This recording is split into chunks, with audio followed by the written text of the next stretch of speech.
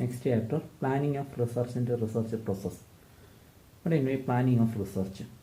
Planning of research means deciding the question to be studied, setting the objectives of study, and determining the means of achieving the objectives, etc. That means planning of research means to decide in advance the questions to be studied, setting the objectives of the study, and determining the means of achieving these objectives, etc. That is simply known as planning of research. എന്ത് വിഷയമാണ് നമ്മൾ പഠിക്കേണ്ടത്, അല്ലെങ്കിൽ എന്ത് വിഷയമാണ് നമ്മൾ റിസർച്ചിന് വിധേയമാക്കേണ്ടത്, അതിൻ്റെ അകത്ത് എന്തൊക്കെ ഒബ്ജക്റ്റീവ്സ് നമ്മൾ സെറ്റ് ചെയ്യണം, അതിൻ്റെ അകത്ത് എന്തൊക്കെ ഒബ്ജക്റ്റീവ്സ് നമ്മൾ അച്ചീവ് ചെയ്യണം തുടങ്ങിയ കാര്യങ്ങളെ സംബന്ധിച്ചുള്ള മുൻകൂട്ടി ഡിസൈഡ് ചെയ്തതിനെയാണ് നമ്മൾ പ്ലാനിങ് ഓഫ് റിസർച്ച് എന്ന് പറയുന്നത്. അതിൻ്റെ പ്രധാനപ്പെട്ട സ്റ്റെപ്സ് എന്ന് പറയുന്നത് first identifying, evaluating and formulating the research problem. The first stage of planning of research, that is identifying, evaluating and formulating the research problem. After creating the interest of research work, a researcher has to think about formulating the problems relating to his research work. Choosing a correct problem for study is the most important steps in entire research process. എന്താണ് നമ്മൾ തിരഞ്ഞെടുക്കേണ്ട research problem എന്നത് identify ചെയ്യുകയാണ് ഇതിൻ്റെ first stage എന്ന് പറയുന്നത്. അത് identify ചെയ്തു കഴിഞ്ഞാൽ അതിനെ നമ്മൾ ഇവാലുവേറ്റ് ചെയ്യണം, അതിനെ നമ്മൾ ഫോർമുലേറ്റ് ചെയ്യണം. രണ്ടാമത്താണ് എക്സ്റ്റെൻസീവ് ലിറ്ററേച്ചർ സർവേ. എന്താണ് extensive literature survey? That means before formulating research, it is desirable that a researcher examines all available literature, both conceptual and empirical. The conceptual literature is one which deals with the concepts and theories. അതായത് ഇതിനു മുൻപ് നമ്മൾ ഈ research problem formulate ചെയ്യുന്നതിന് മുൻപ് നമ്മൾ തിരഞ്ഞെടുത്തിരിക്കുന്ന research പ്രോബ്ലത്തെ സംബന്ധിച്ച് ഇതിന്റെ മുൻപ് ആരെങ്കിലും ചെയ്തിട്ടുണ്ടെങ്കിൽ അത് കൺസെപ്ച്വൽ ലിറ്ററേച്ചർ ആയിരിക്കും. കൺസെപ്റ്റ് ലിറ്ററേച്ചർ എന്ന് പറഞ്ഞിട്ടുണ്ടെങ്കിൽ ആ പ്രോബ്ലവുമായി ബന്ധപ്പെട്ട് അതിന്റെ കോൺസെപ്റ്റ്, അതിന്റെ തിയറികളെ സംബന്ധിച്ചുള്ള ഒരു സർവേ. എംപിരിക്കൽ ലിറ്ററേച്ചർ എന്ന് പറഞ്ഞിട്ടുണ്ടെങ്കിൽ study made earlier and so it consist of main facts and figures observed in the earlier studies. ഇതിന് മുമ്പ് ആരെങ്കിലും ഇതിനെക്കുറിച്ച് സ്റ്റഡി നടത്തിയിട്ടുണ്ടെങ്കിൽ അവരുടെ കണ്ടെത്തലുകൾ അതിനെ സംബന്ധിച്ചുള്ള സർവേ, അതാണ് എക്സ്റ്റെൻസീവ് ലിറ്ററേച്ചർ സർവേ. അപ്പോൾ രണ്ട് തരത്തിലാണ് എക്സ്റ്റെൻസീവ് സർവേ വരിക. ഒന്നെങ്കിൽ കൺസെപ്ച്വൽ ആയിരിക്കാം, അല്ലെങ്കിൽ എംപിരിക്കൽ ആയിരിക്കാം. കൺസെപ്ച്വൽ എന്ന് പറഞ്ഞിട്ടുണ്ടെങ്കിൽ ഇപ്പോൾ ഒരു നമ്മളൊരു മാത്സിനെ സംബന്ധിച്ച മാത്സിൻ്റെ ഒരു ഫോർമുലയെ സംബന്ധിച്ചുള്ള സർവേ ആണ്, റിസർച്ചാണ് കണ്ടക്ട് ചെയ്യുന്നതെങ്കിൽ ആ മാത്സിൻ്റെ ഫോർമുലേറ്റ് ചെയ്തിരിക്കുന്ന അതിൻ്റെ തിയറീസ് ഉണ്ടാവും, അതിൻ്റെ കോൺസെപ്റ്റ് ഉണ്ടാവും. അങ്ങനെയാണെങ്കിൽ അത് എന്ത് ലിറ്ററേച്ചർ സർവേയാണ്? അതിനെയാണ് നമ്മൾ പറയുന്നത് ലിറ്ററേച്ചർ. ആ ലിറ്ററേച്ചർ സർവേയാണ് നമ്മൾ പറയുക കൺസെപ്ച്വൽ ലിറ്ററേച്ചർ സർവേ എന്ന് പറയുക. അതേസമയം വേറൊരു പ്രോബ്ലം ആണെന്ന് വിചാരിക്കുക. ഇപ്പോൾ ഒരു പ്രശ്നത്തെ സംബന്ധിച്ച് ന്യൂസ് പേപ്പേഴ്സിൽ ഒരു ലേഖനം വരുന്നു. അതിനെയാണ് നമ്മൾ ബേസ് ചെയ്തിരിക്കുന്നതെങ്കിൽ അതൊരു എംപിരിക്കൽ സർവേ, ലിറ്ററേച്ചർ സർവേ ആണെന്ന് പറയാൻ സാധിക്കും. മൂന്നാമത്തതാണ് റൈറ്റിംഗ് എ പ്രൈമറി സിനോപ്സിസ്. ഇനി നമ്മൾ ചെയ്യേണ്ടത് എക്സ്റ്റെൻസീവ് ലിറ്ററേച്ചർ സർവേ കഴിഞ്ഞ് കഴിഞ്ഞാൽ writing A primary synopsis. After formulate the problem A brief summary of should be written down.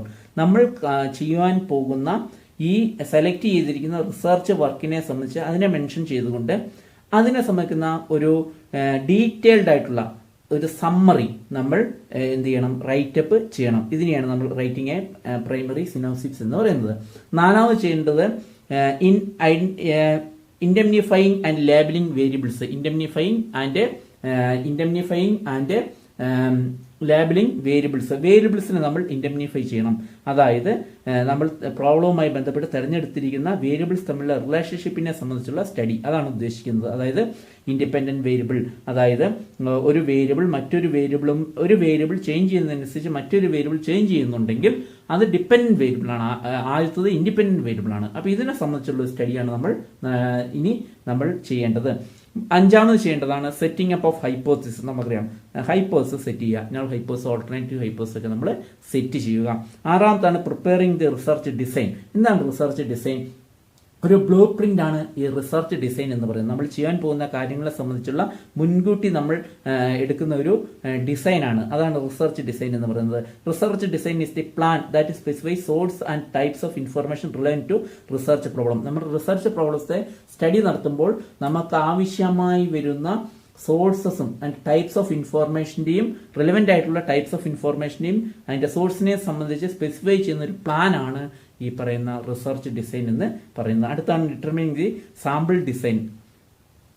Determining the sample design. The sample design is definite plan determined before the data actually collected for the obtaining the sample from a given universe. Sample design refers to techniques or procedure which the researcher would adopt in selecting some sampling units from the universe and drawing inferences about the universe. അതായത് sample design എന്ന് പറഞ്ഞാൽ നമ്മൾ യൂണിവേഴ്സിൽ നിന്നും തെരഞ്ഞെടുക്കുവാൻ ഉദ്ദേശിക്കുന്ന സാമ്പിളിനെ സംബന്ധിച്ചുള്ള planning. എവിടെ നിന്ന് നമ്മൾ ഏതൊക്കെ മേഖലകളിൽ നിന്ന് നമുക്ക് സാമ്പിൾ സെലക്ട് ചെയ്യണം, ഇതിനെ സംബന്ധിച്ചുള്ള ഒരു ഡിസൈൻ അല്ലെങ്കിൽ പ്ലാനിങ്ങിനെയാണ് നമ്മൾ ഡിറ്റർമിനിങ് പ്ലാനിങ് സാമ്പിൾ ഡിസൈൻ എന്ന് പറയുക. നെക്സ്റ്റ് ആണ് collecting of data. There are several ways of collecting appropriate data. Data collect ചെയ്യുക. അതിന് വിവിധ മെത്തേഡുകൾ നമുക്ക് ഉപയോഗിക്കാം. ഒബ്സർവേഷൻ മെത്തേഡ് ഉപയോഗിക്കാം, ഡയറക്റ്റ് പേഴ്സണൽ ഇന്റർവ്യൂ മെത്തേഡ് ഉപയോഗിക്കാം, ടെലിഫോണിക് ഇന്റർവ്യൂ ഉപയോഗിക്കാം, questionnaire method, schedule method. That means any method is used for collecting data. Data collect ചെയ്യുന്നതിന് വേണ്ടി ഏതെങ്കിലും മെത്തേഡ് ഉപയോഗിച്ചുകൊണ്ട് ഡാറ്റാസ് കളക്ട് ചെയ്യുക. ഒമ്പതാമത്തെ execution of the project. After collecting the data next is executed the project in systematic manor and in time. സമയത്ത് നമ്മൾ ഈ പ്രൊജക്ടിനെ എന്ത് ചെയ്യുക, എക്സിക്യൂട്ട് ചെയ്യുക എന്നതാണ് റിസർച്ചറുടെ അടുത്ത സ്റ്റെപ്പ് എന്ന് പറയുന്നത്. Next step processing, analyse and interpretation of data. That means the collected data is in the processing of data consists of classification, tabulation and coding. By classification and tabulations, unwidely data are into few manageable and a purposable group and tables and further analyze become simple.